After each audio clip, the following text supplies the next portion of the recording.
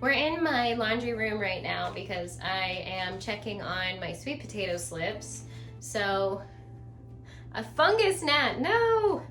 I've been keeping it pretty moist, the soil. It's been putting off plenty of shoots.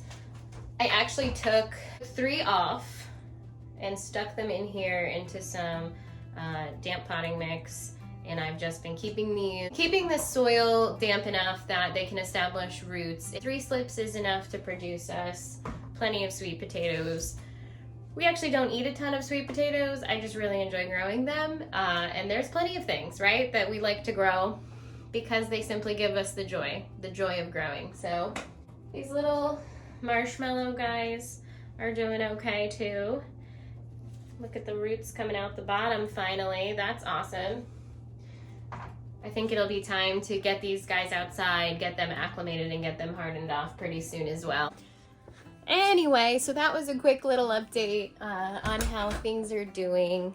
I'm going to grab these, Begonia bulbs. The idea is that I'm gonna get some planted. The Pendula Pink begonia, which was supposed to be like more of like a hanging basket style begonia. I got 4 corms from Bluestone Perennials, who I got my hellebores and penstemon, etc. from. So they're really small. They're a lot smaller than the ones that I got from Longfield Gardens. So it is what it is. And because they're so small though, I think I'm gonna put 2 per hanging basket.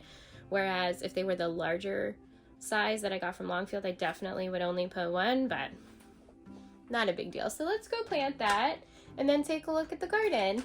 Oh, you know what I want to show you? The ranunculus that we planted. I've got a quick update on the ranunculus and the anemone over here. So it was about 6 to 7 weeks ago, I think it's been closer to 7, that we planted the ranunculus corms that I started just after Christmas in this pot, in this container, and for whatever reason they are already budding up. I wasn't expecting them to bud up or really bloom until about maybe 90 to 100 days after I put them in there.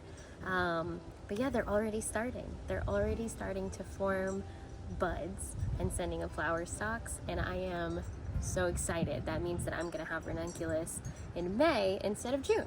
Even the anemone over here is absolutely gorgeous. In fact, they're already blooming. They've been blooming for just about over a week now, and they kind of all just suddenly came out together, which has been amazing. The anemones might actually be one of my favorite flowers right now in the garden. They are so pretty. I'm really excited that these are a perennial in my zone.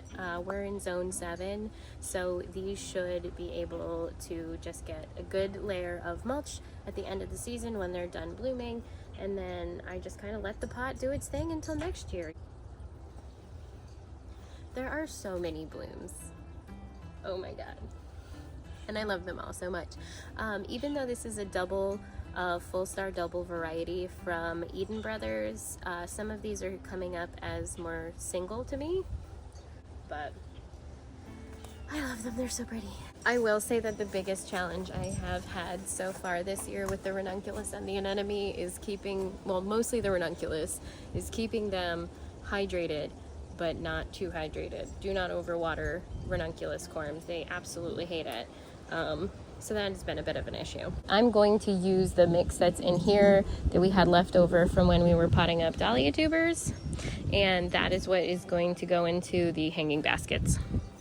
All right, so I've got my 2 gray hanging baskets. Just going to throw some potting mix in there, put those 2 little corms, little bulbs in there, cover them up, water them in, hang them back up. Really easy.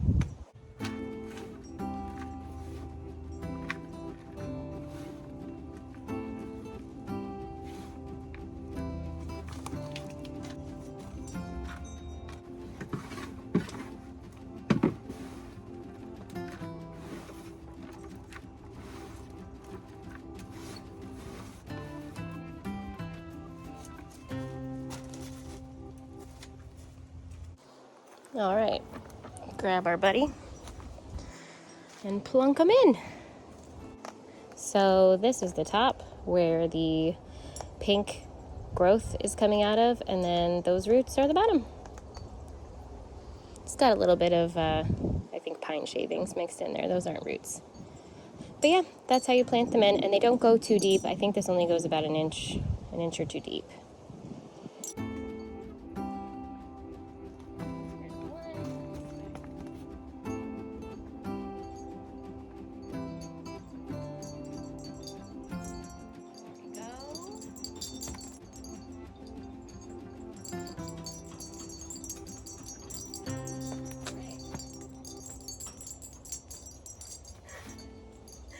When we water the garden in today, in a second, I'll just go ahead and come back and spray these with the hose, and they'll be all watered in. They'll be ready to go.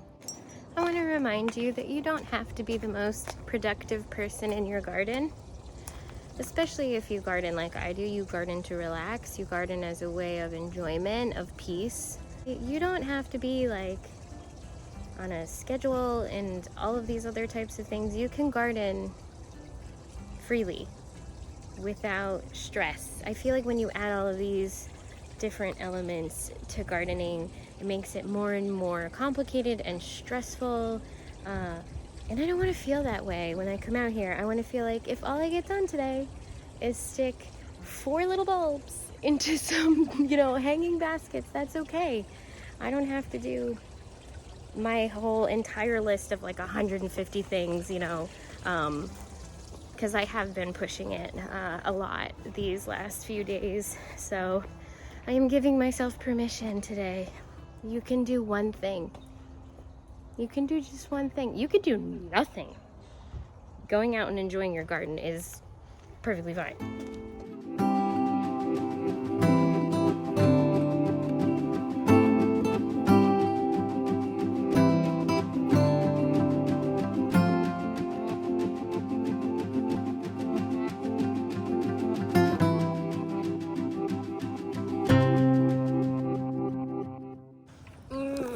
Oh my gosh, it's hard to walk with your hands full of stuff and carry a camera.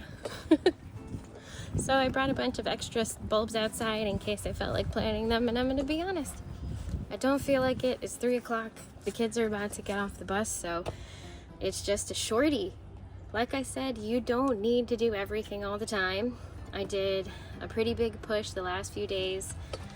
I'm gonna take it easy today. I deserve it. See you next time.